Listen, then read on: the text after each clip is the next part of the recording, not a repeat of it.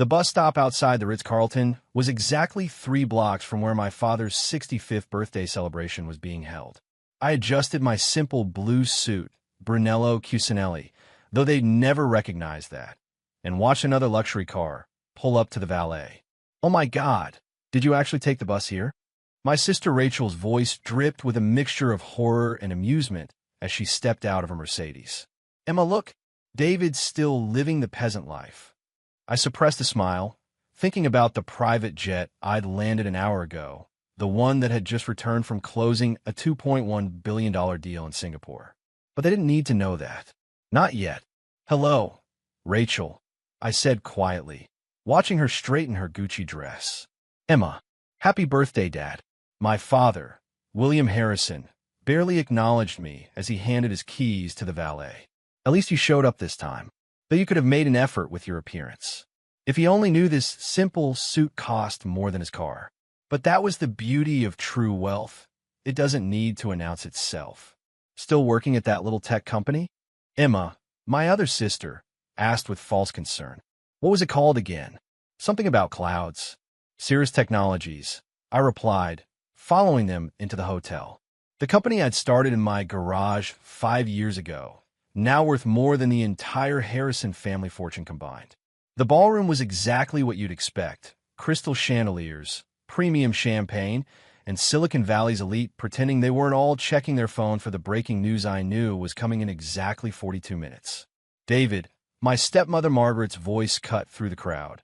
"We put you at table 12. With the other guests." By other guests, she meant the staff's children and distant relatives nobody wanted to acknowledge. Perfect. I'd have a front row seat for what was about to happen. "Of course," I murmured, making my way to the back of the room. Through the floor-to-ceiling windows, I could see the San Francisco skyline, including the building that housed Cirrus Technologies' headquarters, though the Harrison family had no idea that the mysterious tech company making headlines was run by their poor relative. "Hey, busboy," Rachel called out. "Wanting to loan you some money for an Uber home? I know public transportation can be so tedious." If she only knew about my car collection, or the fact that I owned the parking garage where she'd just parked a Mercedes. My phone buzzed silently. A message from my CFO, final paperwork signed. Forbes going live in 40 minutes. At the main table, my father was holding court, accepting congratulations for Harrison Investments' latest acquisition, a small tech startup they thought would give them entry into the cloud computing market. What they didn't know was that the startup was one of my shell companies, designed to give me inside access to their operations. "David's still playing with computers," I heard Emma tell a group of guests. "You know how some people never quite figure out the real business world?" I checked my watch. 38 minutes until they learned what playing with computers really meant. Until they discovered that the mysterious tech founder everyone was trying to identify, the one who'd revolutionized cloud computing and artificial intelligence, was sitting at the reject table at his own father's birthday party. The irony wasn't lost on me. "More champagne, sir." A waiter approached my table. He was actually my chief of operations, Alex Chun, playing his part in tonight's revelation perfectly. "Thank you," I said, accepting the glass. "Everything ready?" He nodded subtly. "CNN is preparing to break the story. Forbes has the exclusive on your net worth. Times Square billboard goes live at exactly 9 p.m. And the Harrison Investments situation? Their entire cloud division now relies on our infrastructure. They just don't know it yet." I smiled, watching my family bask in their imagined success. In 35 minutes, they'd learned that the son they mocked for taking the bus had been quietly building an empire that would make their fortune look like pocket change. Sometimes the best disguise is the one others create for you themselves.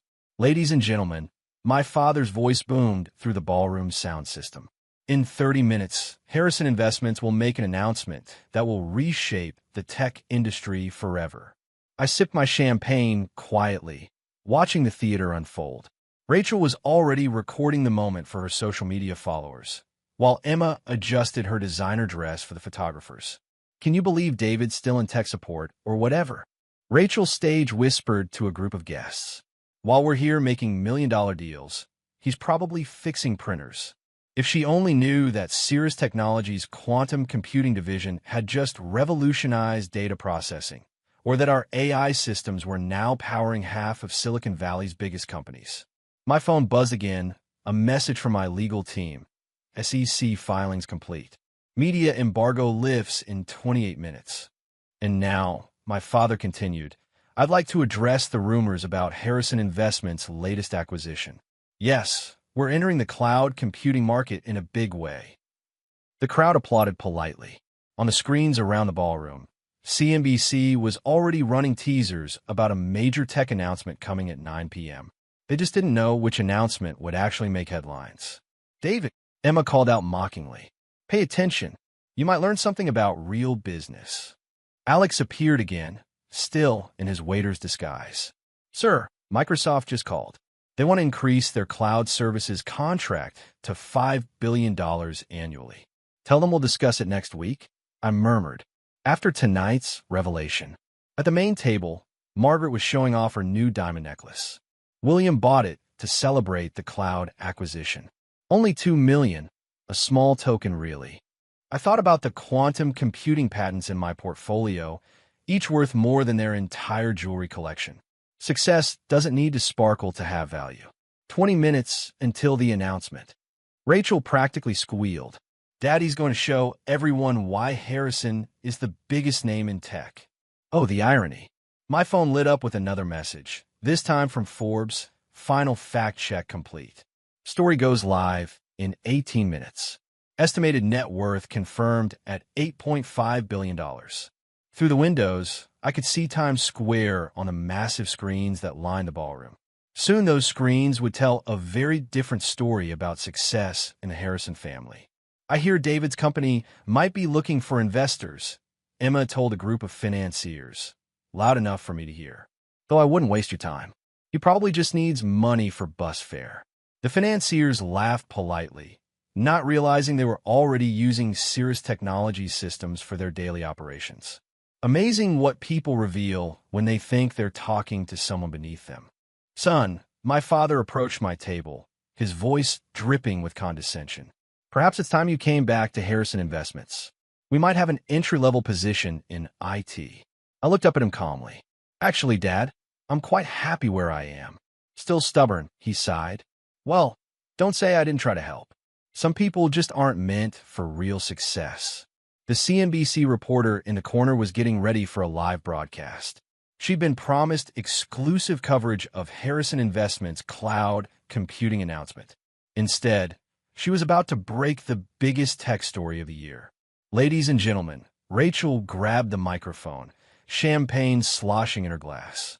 In just a few minutes, Harrison Investments will announce our acquisition of Cloud Tech Solutions. I almost felt bad for them. Almost. Cloud Tech Solutions was actually one of my shell companies, designed specifically to give Harrison Investments a false sense of security. Alex appeared one last time. Sir, everything's in place. CNN is standing by. Times Square billboards are ready. I nodded, standing slowly. Around the room, phones were already starting to buzz as early alerts went out to tech industry insiders. What's going on? Emma frowned at her phone. There's some alert about a major tech revelation. Breaking news, the CNBC reporter suddenly announced, pressing her earpiece.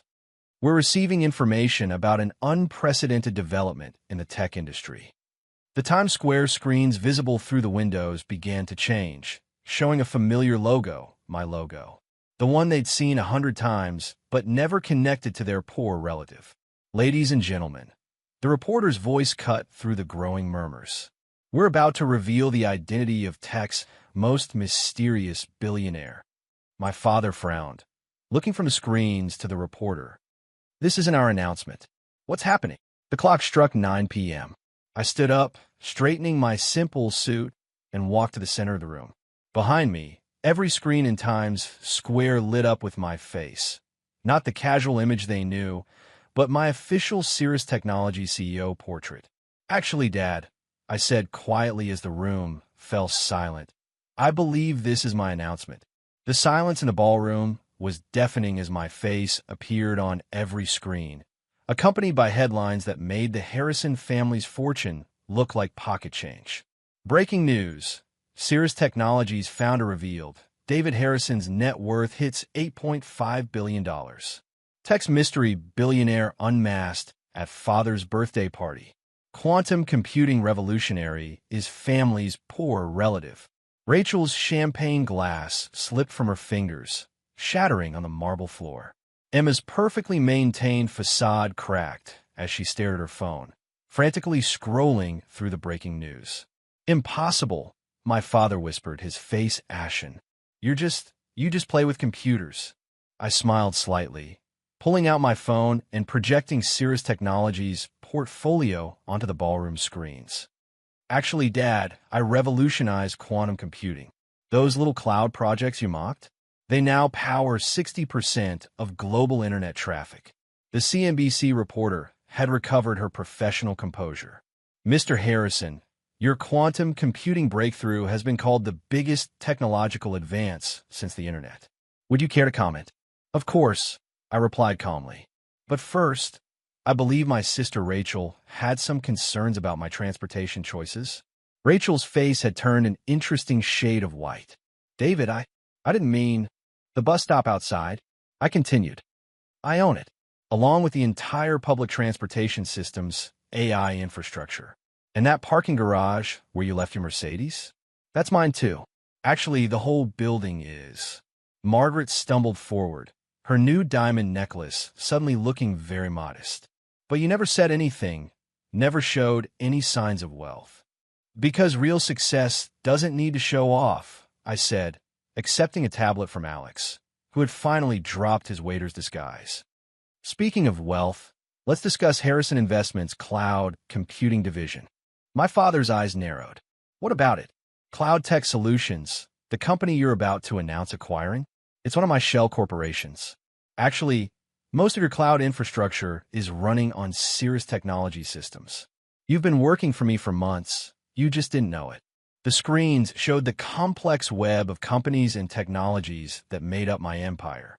Quantum computing patents worth billions. AI systems transforming industries. Clean energy technologies that were making fossil fuels obsolete. Current market capitalization of Cirrus Technologies, $42 billion, Alex announced, making it the fastest-growing tech company in history. Emma found her voice, though it trembled. But you take the bus. "I'll also take my private jet," I replied. "The one I used this morning to close a $2.1 billion deal in Singapore." Sometimes the best way to build something extraordinary is to let others underestimate you. The Forbes article was now live, detailing how I'd built Cirrus Technologies from a garage startup into a global tech powerhouse. How I'd revolutionized cloud computing while my family thought I was working in IT support. "Mr. Harrison," the reporter pressed, "your quantum encryption breakthrough has military contracts worth billions. Yet you let your family think you were struggling." "Success isn't about impressing others," I said, watching my father's face as he read the scrolling headlines. "It's about building something meaningful while others are busy showing off." My phone buzzed, a message from Elon Musk. "Finally, been wondering when you go public. Mars Colony project still on?" "Sir," Alex interjected, "the Pentagon is calling about the quantum defense grid, and Google wants to increase their AI partnership to $10 billion. Rachel grabbed her husband's arm. $10 billion? That's more than Harrison Investments is worth. Actually, I corrected her. Harrison Investments' entire market cap is about equal to what Cirrus Technologies generates in monthly revenue. Speaking of which, I nodded to Alex, who began distributing tablets to the shocked executives around the room. "You'll find some interesting documents there," I continued.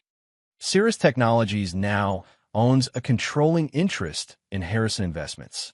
Those cloud computing contracts you signed, the fine print gave us voting rights. My father collapsed into his chair. You took over my company?" "No, Dad. I saved it. Your outdated infrastructure and resistance to innovation were driving it into the ground. Now, as a subsidiary of Cirrus Technologies, it might actually have a future." The screen showed real-time stock reactions. Harrison Investments shares were soaring just on the news of its connection to Cirrus Technologies. Tomorrow morning, I addressed the room. Every Harrison Investments employee will receive new stock options and improved benefits. Unlike some people, I believe success should lift everyone up. Margaret stepped forward, her social climber instincts kicking in.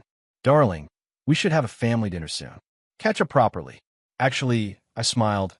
I have a board meeting in Tokyo tomorrow. Then a quantum computing demonstration at MIT. But I'm sure Rachel can give you a ride home in her Mercedes, at least until the lease runs out. Emma's husband, a venture capitalist, tried his luck. David, perhaps we could discuss some investment opportunities, like the tech startups you rejected when I pitched them 5 years ago. I raised an eyebrow. Amazing how money changes people's perspective. The Times Square billboards were now showing Cirrus Technologies' global impact. Renewable energy grids powering entire cities, quantum computers solving climate change models, AI systems transforming healthcare. But why? My father finally asked. Why hide your success? Why let us think you were failing? I walked to the window, looking out at the city where I'd built my empire in secret. Because you taught me an important lesson, Dad. You showed me that people reveal their true nature when they think they're talking to someone beneath them. Every insult, every mockery, every condescending remark helped me understand what kind of leader I didn't want to be. Rachel made one last attempt. We're still family. Yes, we are, I agreed. Which is why I'm not firing everyone at Harrison Investments. Consider it my birthday gift to Dad, saving his legacy while building something far beyond what he imagined. My phone buzzed again. Excuse me, I said, checking the message. NASA needs an answer about the quantum navigation system for their Mars mission. As I walked toward the exit, I stopped by my father's chair. Happy birthday, Dad. Thanks for teaching me that success isn't about what you show others. It's about what you build while they're not looking. The CNBC reporter followed me. Mr. Harrison, one final question. What's next for Cirrus Technologies? I smiled. Thinking about the technologies we were developing that would make tonight's revelations seem small in comparison. The future isn't in impressing others with what you own. It's in creating things that change the world. And sometimes the best way to do that is from the back of a bus, watching while others race to prove their worth. As my helicopter lifted off from the hotel's rooftop, I looked down at the ballroom where my family was still trying to process the evening's revelations. Sometimes the quietest person in the room is building the loudest future. Sometimes the one they call poor is quietly revolutionizing the world. And as for taking the bus, I think I'll keep doing it occasionally. After all, some of the best ideas come when you're willing to stay humble while building something extraordinary.